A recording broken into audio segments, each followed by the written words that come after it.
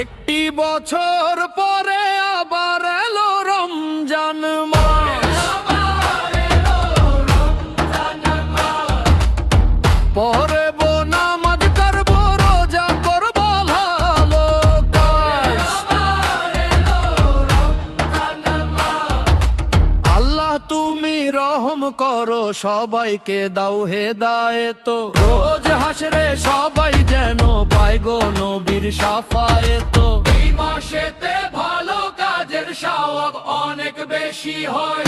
এই মাসেতে থাকলে রোজা আল্লাহ বড়ই খুশি হয়। শয়তান সে তো এই মাসেতে বন্দি থাকে আসমানে ফেরেশতাগণ কাঁধে বসে পুণ্য লিখে এক মনে।